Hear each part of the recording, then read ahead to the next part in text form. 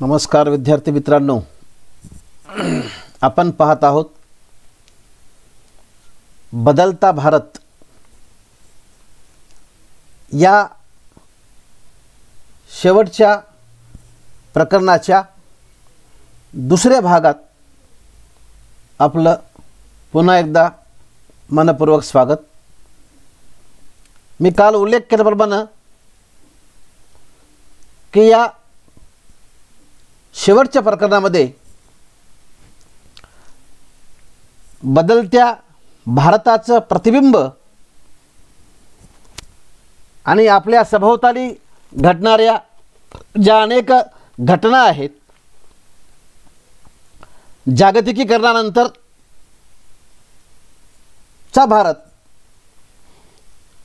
या संकल्पनेअंतर्गत आजूबाजूला घडणाऱ्या घटनांचा प्रत्यक्ष अभ्यास करता येणार आहे। दैनंदिन जीवनावर परिणाम करून किंवा घडवून आणणारी राज्य आणि राष्ट्रीय स्तरावरील ज्या काही घटना आहेत, या घटना आपल्या आयुष्यात कशा महत्त्वाच्या आहेत याची जाणीव या प्रकरणामध्ये आपल्याला करून द्यायची आहे। मी काल उल्लेख करताना नॅशनल ह्यूमन राईट्स 2005 ला केलेला घरगुती हिंसाचार विरोधी कायदा आणि लेक लाडकी अभियान या अनुषंगाने काही गोष्टींची माहिती पाहिली होती। आज आपण पाहणार आहोत पोलिओ, आयुष आणि वायू प्रदूषण या अनुषंगाने काही गोष्टी पाहणार आहोत। बदलत्या भारताचं प्रतिबिंब आरोग्याच्या क्षेत्रातही उमटलं। 1995 मध्ये भारत सरकारच्या आरोग्य विभागातर्फे पल्स पोलिओ लसीकरणाची मोहीम सुरू करण्यात आली।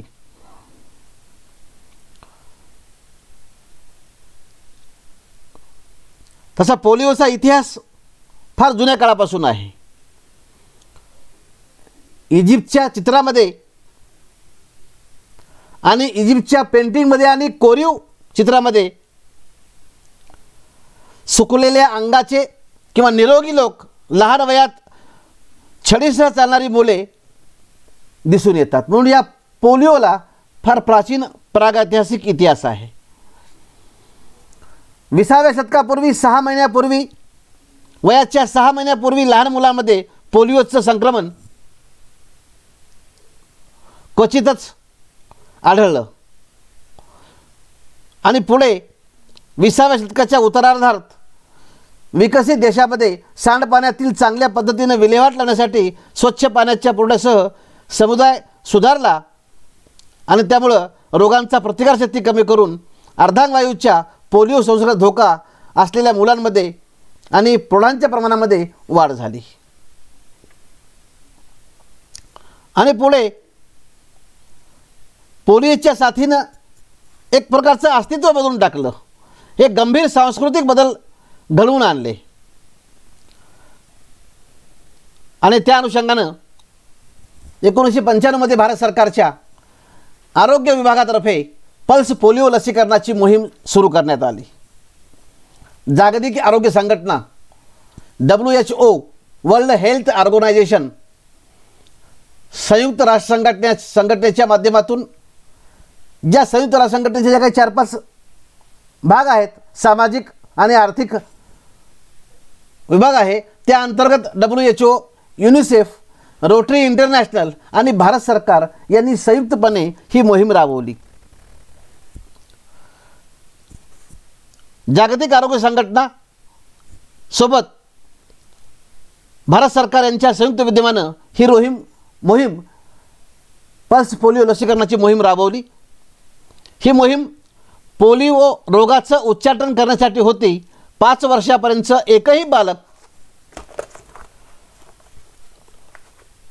लसीकरणातून वगळलं जाणार नाही असा चंग बांधून ही मोहीम राबवण्यात आली।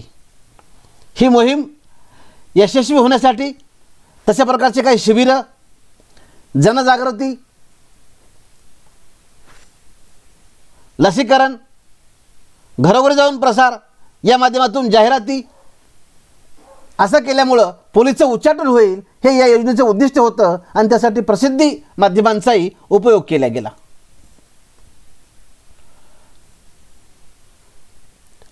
जागतिक पोलिओ दिन 2 ऑक्टोबर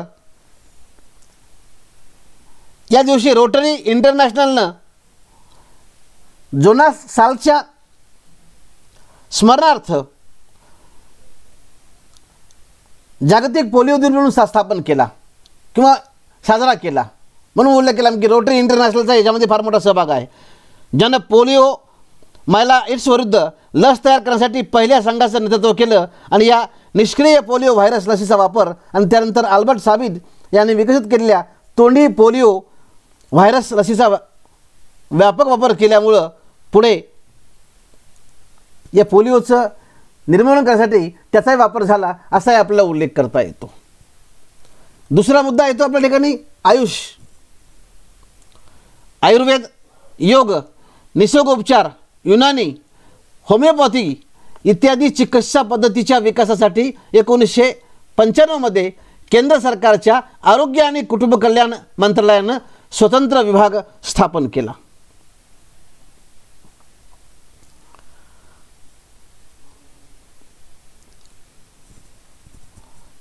1909 पासून हा विभाग डिपार्टमेंट ऑफ आयुर्वेद, योग अँड नॅचरोपॅथी, युनानी, सिद्ध अँड होमिओपॅथी म्हणजे आयुष चिकित्सा पद्धतीच्या शैक्षणिक दर्जामध्ये सुधारणा करणं, गुणवत्ता वाढ करणं, संशोधन करणं, औषध प्रमाणीकरण करणं याच्यावर भर दिला गेला. म्हणजे केंद्र सरकारच्या आरोग्य आणि कुटुंब कल्याण मंत्रालयानं 1995 मध्ये आयुर्वेद, योग, निसर्गोपचार, युनानी, होमिओपॅथी यांच्या चिकित्सा पद्धतीच्या विकासासाठी स्वतंत्र विभाग सुरू केला. मंत्रालय आता तर आयुष मंत्रालय आहे. योग आणि निसर्गोपचार, युनानी, सिद्ध, होमिओपॅथी, विकसित शिक्षण, संशोधन, देशी पर्याय औषध, प्रसार प्रणालीसह या उद्देशानं भारत सरकारचं या मंत्रालयाचं नेतृत्व आता तर श्रीपाद नाईक याचं ते नेतृत्व करतात.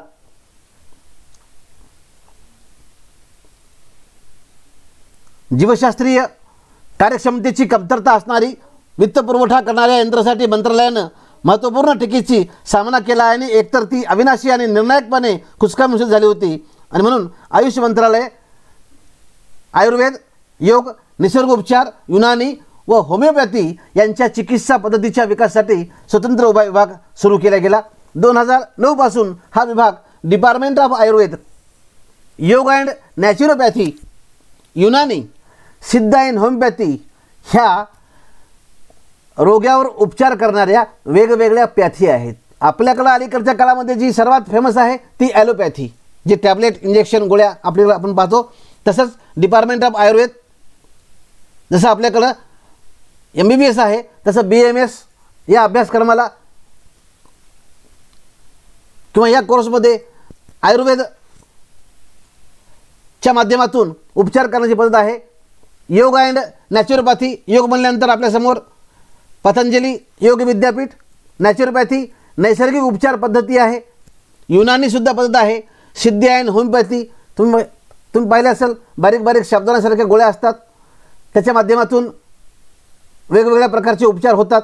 अलीकडच्या काळामध्ये कोविड-19च्या काळामध्ये होमिओपॅथीचे काही डोस फेमस झाले होते. म्हणून ह्या सर्व गोष्टी आयुष नावानं हा विभाग ओळखला जाऊ लागला.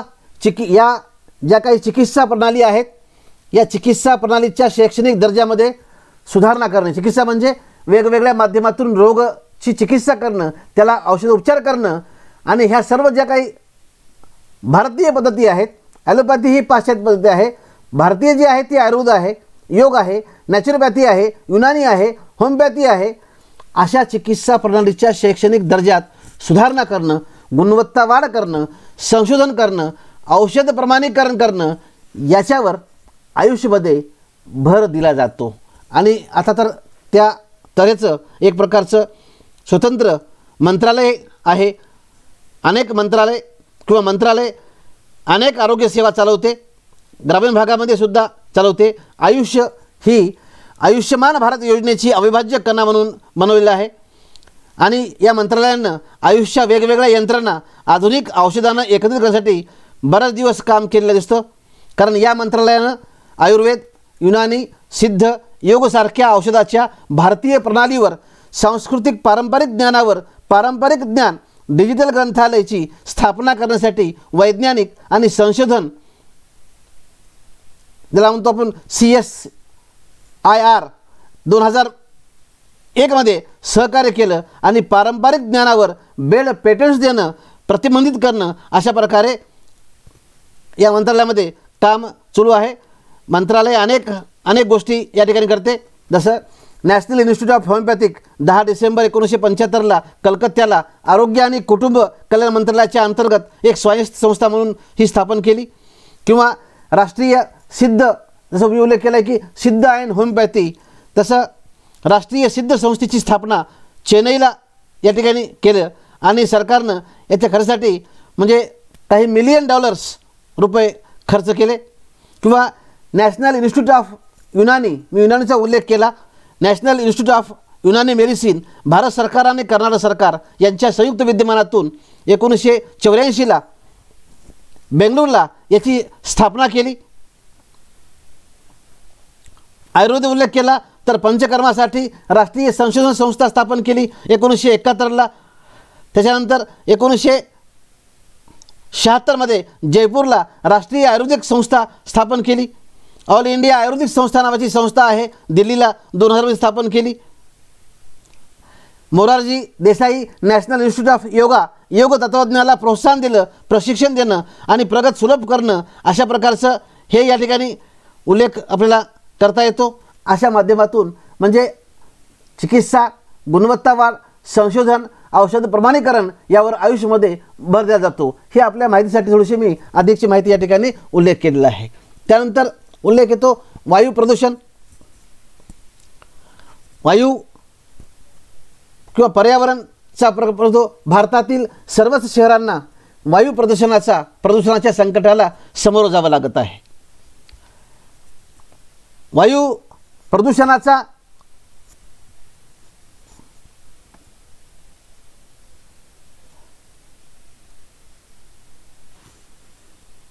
प्रश्न भारतातील सर्वच राज्यांना कमी अधिक प्रमाणामध्ये भेडसावत आहे. वाहनाच्या माध्यमातून होणारं प्रदूषण हा एक अलीकडच्या काळातला फार मोठा चिंतेचा विषय बनलेला आहे. Centre for science and environment या संस्थेनं दिल्लीच्या प्रदूषणाविषयी अभ्यास करून या प्रदूषणाची कारणं निश्चित केलेली आहेत.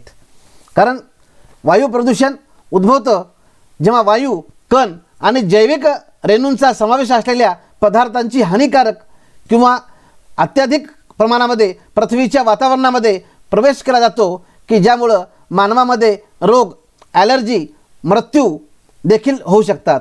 हे इतर सजीवांना जसं की प्राणी आणि अन्न पिके याला हानी पोहोचू शकते.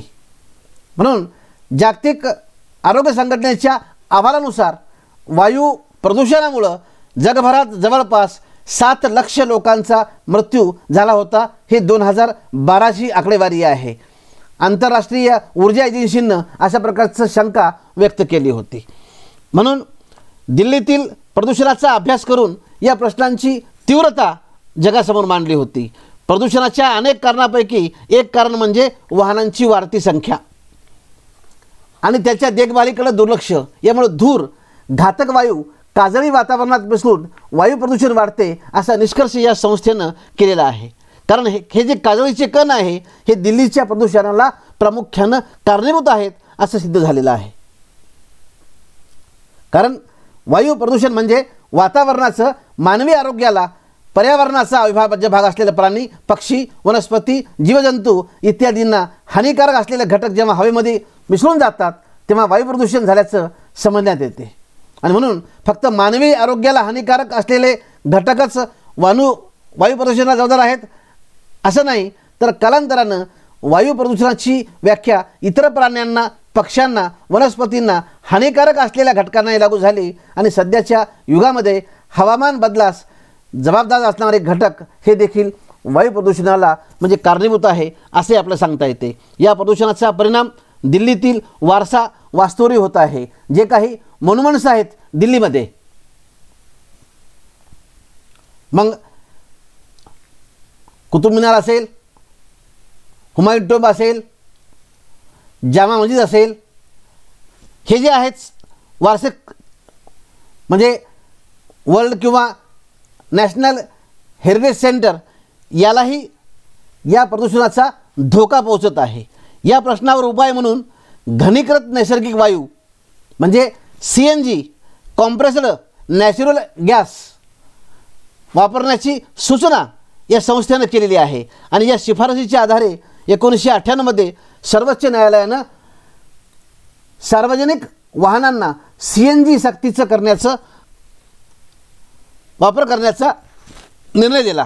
पुढे नो PUC नो इन्शुरन्स अशा प्रकारची पॉलिसी, PUC शिवाय वाहन इन्शुरन्स वा त्यांचे नूतनीकरण होणार नाही अशा प्रकारचा कायदा शासनानं केला, ज्याला PUC पोल्युशन अंडर कंट्रोल म्हणून उल्लेख आहे. असं असलं तरी PUC प्रमाणपत्र असल्याशिवाय वाहन विमा काढता येणार नाही किंवा त्यांचं नूतनीकरण करता येणार नाही असं धोरण अंमलात आणलेलं आहे. त्यामुळे PUC प्रमाणपत्र देणारी केंद्र सुरू झाली. कारखान्यातील रासायनिक प्रक्रिया, प्रदूषित झालेले पाणी नद्यामध्ये सोडणं, त्यामुळं जलप्रदूषणाचा प्रकार वाढला आणि शहरातील सांडपाणी, गटारं नद्यामध्ये सोडली जायची, त्यामुळं जलप्रदूषण वाढलं. त्यानंतर पर्यावरणच्या अनुषंगाने विचार करताना प्लॅस्टिकसारख्या मानवनिर्मित आणि अविघटनशील पदार्थामुळं अन्न प्रदूषण वाढलं. रासायनिक खते, कीटकनाशके यामुळं पाणी आणि अन्नधान्याचे प्रदूषण वाढलं. तसंच या सर्वामुळं जमिनीचा कस कमी होतो. त्यामुळं माणसं, प्राणी, वनस्पती यांच्यामध्ये अनेक प्रकारच्या रोगांचा प्रादुर्भाव होऊन आरोग्याला हानी पोहोचणारी स्थिती निर्माण होत आहे. म्हणून ह्याही गोष्टी आपल्याला माहीत व्हाव्या. कदाचित हाही उद्देश असावा अभ्यासक्रमामध्ये शेवटच्या भागामध्ये हे समाविष्ट करण्यासाठी, कारण माणसं आणि पशुपक्ष्यांना याचाही हानी किंवा आरोग्याला हानी पोहोचते, हाही उल्लेख आपल्या या ठिकाणी करता येतं. म्हणून या पर्यावरण रक्षणासाठी अलीकडच्या काळामध्ये काही आंदोलनं झाली. त्यापैकी चिपको आंदोलन झाडांना वाचविण्यासाठी झालेलं हे आंदोलन आहे. यामध्ये वृक्षतोडीचा विरोध करण्यासाठी स्त्रियांनी सहभाग नोंदवला व तोड होणाऱ्या वृक्षाला त्यांनी कवटाळून धरलं, म्हणून त्याला चिपको असं म्हणतात. या आंदोलनामुळं शेकडो झाडांची जंगलं, हजारो पक्षी आणि प्राण्यांची निवासस्थानं या ठिकाणी वाचली. ठेकेदार झाडं कापायला असंख्य माणूस घेऊन आला की त्या झाडाला घट्ट बिट्या मारून उभ्या राहायच्या आणि पेड़ कटने नहीं देंगेच्या घोषणा द्यायच्या. एप्रिल 1973 मध्ये अलकनंदा खोऱ्यातील मंडल गावात चिपको आंदोलनाची सुरुवात झाली. अलकनंदा खोऱ्यातील जंगलाचा एक भाग क्रीडा साहित्य तयार करणाऱ्या कंपनीला देण्याच्या सरकारच्या निर्णयाला विरोध करण्यातून हे आंदोलन उभं राहिलं. गौरादेवी, सुशेदेवी, बच्चनी देवी यासारख्या स्त्रिया हिरिरीनं उतरल्या. गौरादेवीनं गावागावात फिरून स्त्रियांना एकत्र आणलं आणि जंगलामध्ये हे चिपको आंदोलन सुरू केलं.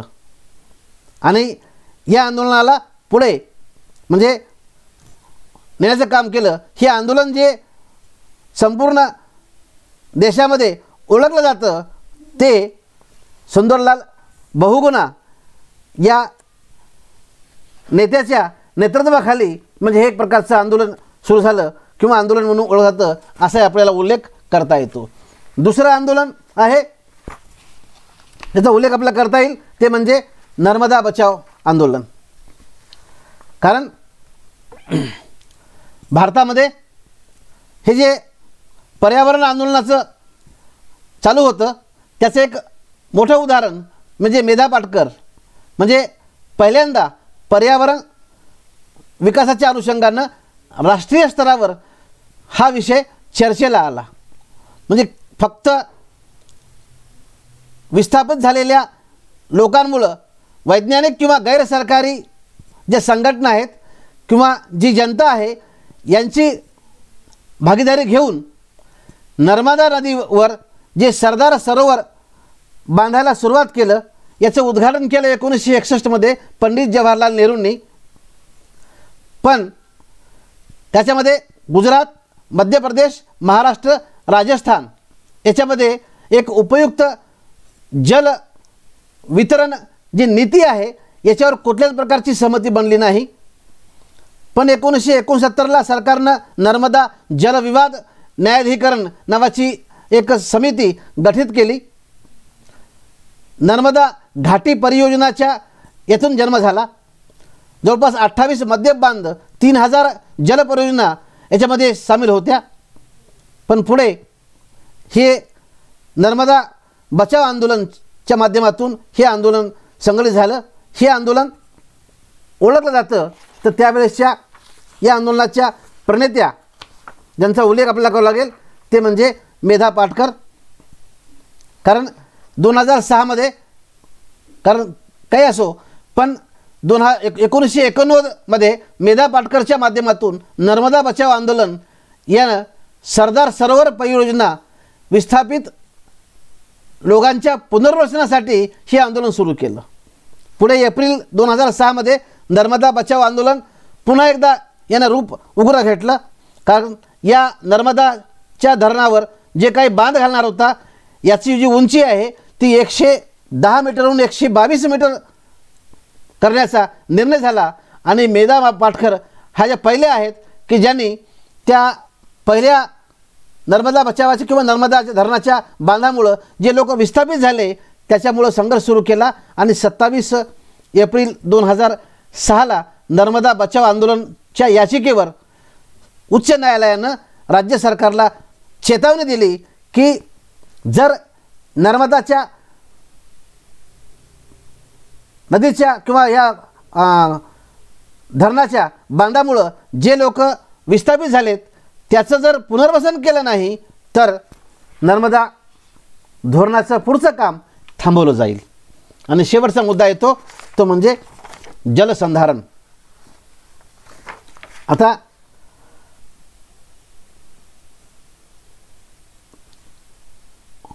राजेंद्र सिंह यांचा उल्लेख या अनुषंगाने येतो. पर्यावरण रक्षणासाठी अनेक माणसांनी मोलाची कामगिरी बजावली, जसं सुंदरलाल बहुगुणा, चिपको आंदोलन, मेधा पाटकर, नर्मदा बचाव आंदोलन, तसं राजेंद्र सिंह म्हणजे यांचं कार्य आहे.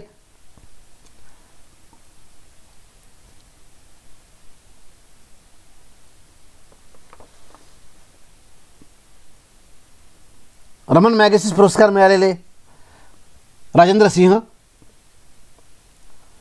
एका आयुर्वेदिक महाविद्यालयातून पदवी घेऊन उत्तर प्रदेशमध्ये असलेला हा गृहस्थ जनतेच्या सेवेमध्ये आयुर्वेदिक ज्ञानाची प्रॅक्टिस करायसाठी हा गेला. पण पुढे जयप्रकाश नारायण यांचा जो पुकार राजनीती होती त्याचा या माणसाला आकर्षण निर्माण झालं आणि त्यातून हा ग्रस्त जलसंधारणाच्या कामामध्ये या माणसानं म्हणजे झोकून दिलं स्वतःला. 2015मध्ये स्टॉकहोम या ठिकाणी या माणसाला एक पुरस्कार दिला गेला. पाणी के लिए नोबेल पुरस्कार म्हणून असा एक उल्लेख आहे. त्याच्यानंतर 2011मध्ये या माणसाला रमन मॅगसेसे पुरस्कार दिला. त्यानंतर त्यांच्या जीवनावर एक स्टोरी लिहिली गेली, जोहर नावाची एक. आणि नंतर राजेंद्र सिंहच्या जीवनावर म्हणजे जल संरक्षणाच्या साठी जे काही त्यांनी प्रयत्न केले त्याच्याऐवजी जलपुरुष की कहाणी नावाचा एक फिल्म किंवा पिक्चर निघाला. रवींद्र चव्हाण नावाच्या निर्मात्यानं हा सिनेमा काढला. हे झालं वायू किंवा पर्यावरण रक्षणासाठी केलेलं काम. याच्या पुढच्या भागात पाहू आपण पर्यावरणाच्या क्षेत्रामध्ये महाराष्ट्रामध्ये काही जे प्रयोग झाले त्या प्रयोगामध्ये कोणाकोणाचं योगदान होतं ते पुढे पाहू. तात्पुरत्या ठिकाणी थांबू. धन्यवाद. थँक्यू.